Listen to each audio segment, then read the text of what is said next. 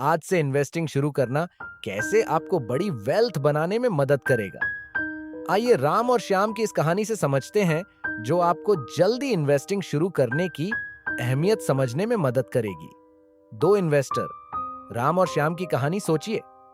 एक ही साल में जन्मे दो दोस्त, एक ही सपना, 60 की उम्र में सुकून भरी जिंदगी। लेकिन एक फैसला सब कुछ बदल देता है। ये कहानी है राम और श्याम की।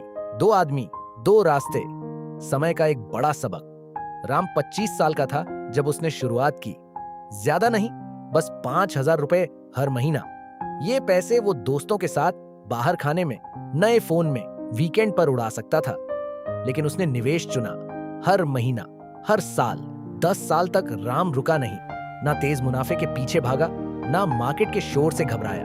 बस चलता रहा। फिर 35 की उम्र में जिंदगी बदल गई। घर की जिम्मेदारी, परिवार, नए खर्चे, तो राम ने रोक दिया।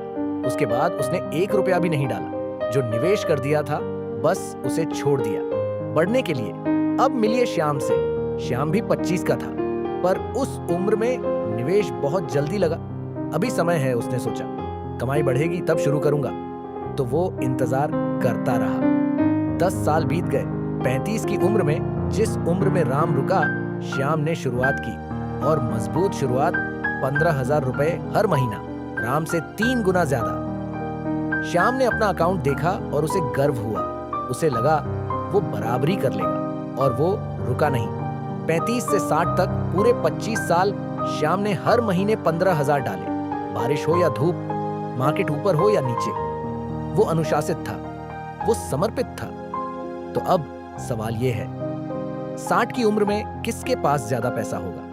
उसके पास जिसने कम निवेश किया, जल्दी शुरू किया और फिर रोक दिया, या उसके पास जिसने ज्यादा निवेश किया, देर से शुरू किया और कभी रोका नहीं? यहां एक पल रुकते हैं, क्योंकि यहीं पर समय अपना राज खोलता है।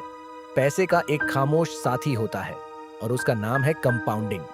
कंपाउंडिंग शोर नहीं करती, आप उसे रोज नहीं देख पाते।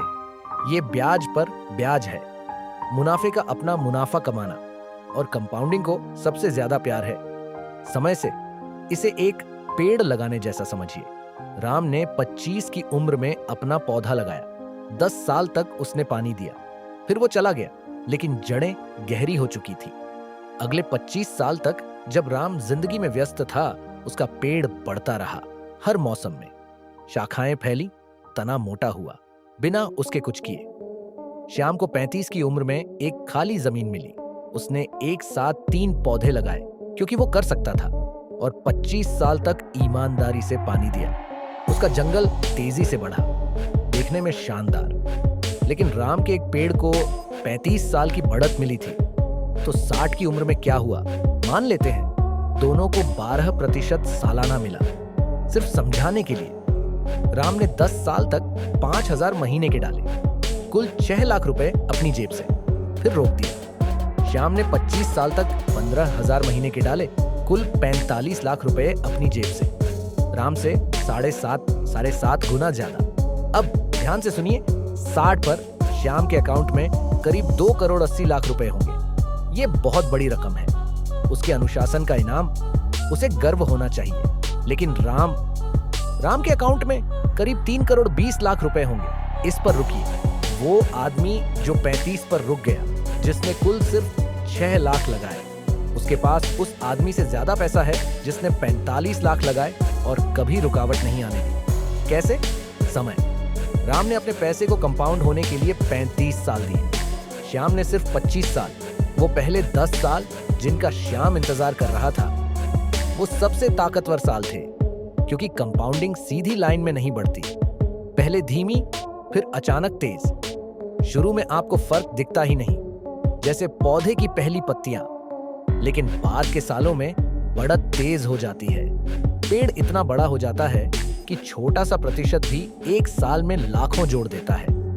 राम के पैसे को उस तेज दौर में 10 साल ज्यादा मिले।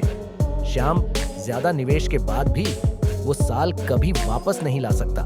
आप हमेशा ज्यादा पैसा कमा सकते हैं, आप हमेशा ज्यादा पैसा निवेश कर सकते हैं, लेकिन आप गया हुआ समय कभी वापस नहीं कमा सकते।